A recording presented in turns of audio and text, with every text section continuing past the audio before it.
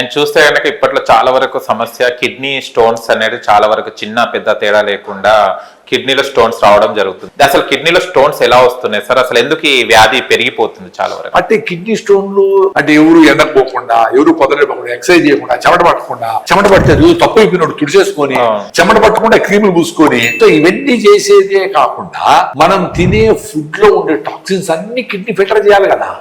మనం తాగే నీళ్ళలో ఉండే పొల్యూషన్స్ ని, కూల్ డ్రింకులు, కలర్లు, పెస్టిసైడ్స్, వెజిటబుల్స్ లో కెమికల్స్ ఇన్నింటిని ఫిల్టర్ చేయాలి కదా. ముఖ్యంగా ఈ అసిడిక్ గా ఉండే వాటర్ తాగడం, ఆ నదుల్లో ఉండే నీళ్లు హైదరాబాద్ కి మంజీరా నుంచి తిప్పుతా ఉంటారు. ఆ తిప్పిన నీళ్ళన్నీ పొల్యూట్ చేసి బాత్రూమ్ లో పంపించి మళ్ళా నదిలోకి కలుపుతా ఉన్నాం కదా. సపరేట్ గా ట్రీట్మెంట్ ఏం లేవు కదా.